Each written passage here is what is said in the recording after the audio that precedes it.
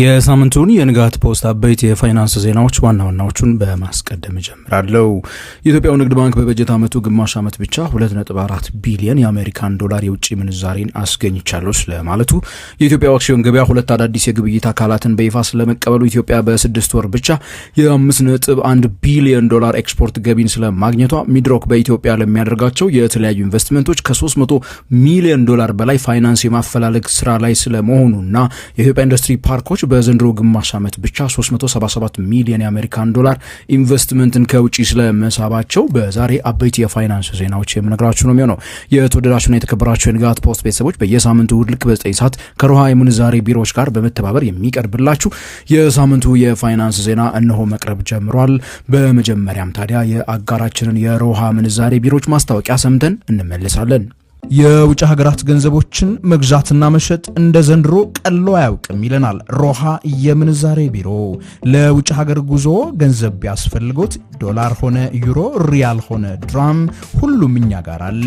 ወደ ኢትዮጵያ በመጡበት መሸጥ ቢያስፈልጎት ይሄው አዋጭ ዋጋ ከመልካም መስተንግዶ ክብሮት ተጠብቆ በሮሃ የምንዛሬ ቢሮዎች ይጠብቆታል። ሮሃ የምንዛሬ ቢሮ በአዲስ አበባ ሳር ቤት በአዳምስ ፓቪሊየን ግራውንድ ፍሎር ላይ፣ በካዛንቺስ ማህቡባ አፓርትመንት ቢልዲንግ ግራውንድ ፍሎር፣ እንደዚሁም በድሬዳዋ ከተማ በብሎሰም ሆቴል ግቢ ውስጥ እናንተን ደንበኞቹን ለማስተናገድ ይጠብቆታል። ሮሃ የምንዛሬ ቢሮ ታማኝ ኢትዮጵያዊ የምንዛሬ አጋሮ። በቅድሚያም በዚህ ባሳለፍነው ሳምንት በሁሉም የሮሃ ምንዛሬ ቢሮዎች የውጭ ሀገራት ገንዘቦች ሲገበያዩ የዋሉበትን ዋጋ በመናገር ጀምራለሁ። በሮሃ የምንዛሬ ቢሮዎች አንዱ የአሜሪካን ዶላር በ178 ከ11 እየተገዛ በ181 ብር ከ67 ሳንቲም ሲሸጥ፣ የእንግሊዝ ሀገሩ ፓውንድ በ230 ብር ከ47 እየተገዛ በ235 ብር ከ07 ሳንቲም ይሸጣል።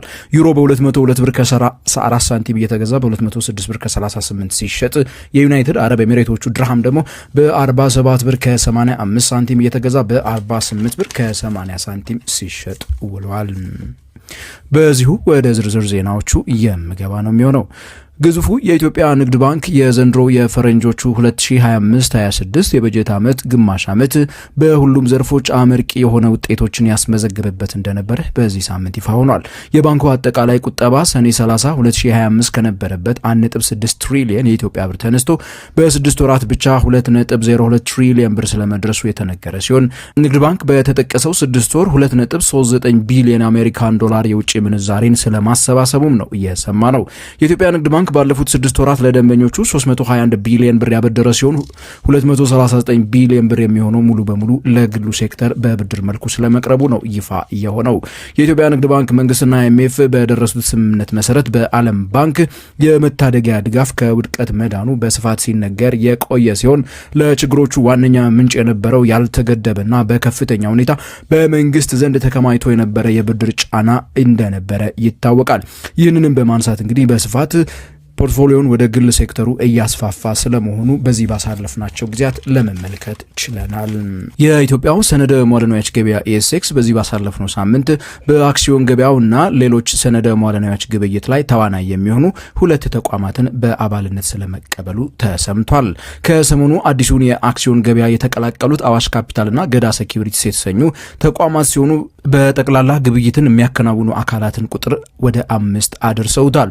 ሁለቱ ተቋማት በአክሲዮን ገበያው የሚደረጉ የሰነደ መዋዕለ ንዋዮች ግብይትን የሚያቀላጥፉ መካከለኞች በመሆን የሚያገለግሉ ሲሆኑ የኢትዮጵያው ሰነደ መዋዕለ ንዋዮች ገበያ እስካሁን አንድም ሁነኛ ኢንቨስተሮች የሚፈልጉት አክሲዮን በገበያው ላይ ባለመኖሩ አጀማመሩን ድርቀት እንደመታው ለመመልከት ችለናል።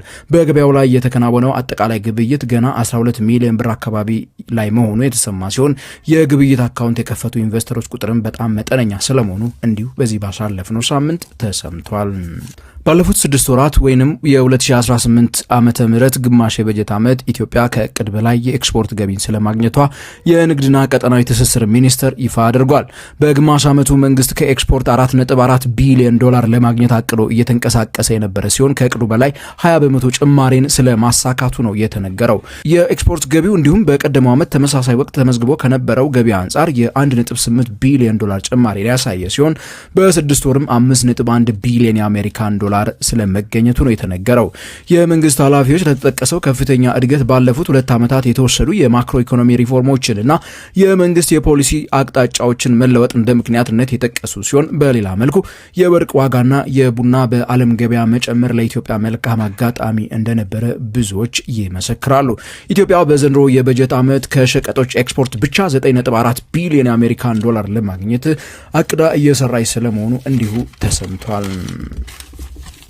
የዓለም ባንክ የግሉ ዘርፍ ክንፍ የሆነው ኢንተርናሽናል ፋይናንስ ኮርፖሬሽን አይኤፍሲ ለሚድሮክ ኢትዮጵያ ወደ 80 ሚሊዮን ዶላር የሚጠጋ ብድር ለሆቴሎች ግንባታ ሊያበድር በማጤን ላይ ስለመሆኑ እንዲሁ ተሰምቷል። ሚድሮክ ኩባንያ በኢትዮጵያ ከቅርብ ጊዜያት ወዲህ በከፍተኛ የሆኑ አዳዲስ ኢንቨስትመንቶች ላይ እየተሰማራ ሲሆን በሸራተን ግቢ ውስጥ ሌላ ተጨማሪ አንድ ሸራተን ሆቴል፣ በዋቢ ሸበሌ በአፍሪካ ህብረት ግቢ ውስጥ በሚገነባ ሆቴል እንዲሁም ደግሞ በማህመዲያ ቪሌጅ ውስጥ የሆቴሎች ግንባታን ለማድረግ እየተንቀሳቀሰ ይገኛል። ለዚህም ሚድሮክ እስከ 116 ሚሊዮን ዶላር ፋይናንስ እያፈላለገ ሲሆን በተጨማሪም በቤንሻንጉል ጉሙዝ ክልል መተከል አካባቢ ዘመናዊ የወርቅ ማምረቻን ለመገንባት እንዲሁ 200 ሚሊዮን የአሜሪካን ዶላር የሚጠጋ ፋይናንስን በማፈላለግ ላይ ስለመሆናቸው ነው የተነገረው። የዓለም ባንክ የግሉ ዘርፍ ክንፍ አይኤፍሲ ለሚድሮክ ኩባንያ ብዙም አዲስ ያልሆነ ተቋም ሲሆን ከዚህ ቀደም ሚድሮክ በባለቤትነት ላቋቋመው ደርባ ሲሚንቶ ብድርን የሰጠ አካል ስለመሆኑ ይታወሳል። በስተመጨረሻም በፈረንጆቹ 2025-26 የበጀት ዓመት ግማሽ ዓመት በኢትዮጵያ ኢንዱስትሪ ፓርኮች ኮርፖሬሽን ስር የሚገኙ ሁሉም ኢንዱስትሪ ፓርኮች በአጠቃላይ 64 አዳዲስ ኢንቨስትመንቶችን ስለመሳባቸው ይፋ ተደርጓል። በግማሽ ዓመቱ እነዚህ ኢንቨስተሮች በአንድ ላይ የ377 ሚሊዮን የአሜሪካን ዶላር ኢንቨስትመንት ያስመዘገቡ መሆኑ የተነገረ ሲሆን በተለይም በንግድና በሎጂስቲክስ፣ በፋርማሲውቲካልስ፣ በግብርና ማቀነባበር፣ ብረታ ብረት፣ ኮንስትራክሽን፣ ፈርኒቸር እና አልባሳት ምርት ዘርፍም እንደተሰማሩ ተነግሯል። ወደ ኢንዱስትሪ ፓርኮቹ የገቡ ባለሀብቶች ከቻይና፣ ከሰሜን አሜሪካ፣ ከዩኬ፣ ኢንዲያ እና ጅቡቲ ስለመምጣታቸው እንዲሁ የተነገረ ሲሆን በተጠቀሰው ግማሽ ዓመት በኢትዮጵያ ኢንዱስትሪ ፓርኮች ኮርፖሬሽን የሚተዳደሩ ሁሉም ፓርኮች በአጠቃላይ 112.6 ሚሊዮን የአሜሪካን ዶላር የኤክስፖርት ገቢ ለሀገር ስለማስገኘታቸው እንዲሁ አዳማ ላይ ተከናውኖ በነበረው የተቋሙ የ6 ወር ግምገማ ላይ ይፋ ተደርጓል። የተወደዳችሁና የተከበራችሁ የንጋት ፖስት ቤተሰቦች ለዚህ ሳምንት ያጠናቀርንላችሁ የሳምንቱ አበይት የፋይናንስ ዜናዎች እስካሁን ያዳመጣችኋቸው ናቸው። ለቻናሉ አዲስ ከሆናችሁ ለሰብስክራይብ ማድረግ እንዳትረሱ። ከኢትዮጵያ ውጪ ካላችሁ ጆይን በሉ። አስተያየትና ጥያቄዎቻችሁን እንደተለመደው ኮሜንት ሴክሽን ላይ አስቀምጡልን።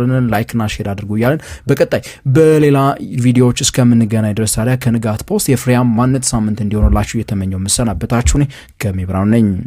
የውጭ ሀገራት ገንዘቦችን መግዛትና መሸጥ እንደ ዘንድሮ ቀሎ አያውቅም ይለናል ሮሃ የምንዛሬ ቢሮ። ለውጭ ሀገር ጉዞ ገንዘብ ቢያስፈልጎት ዶላር ሆነ ዩሮ፣ ሪያል ሆነ ድራም ሁሉም እኛ ጋር አለ።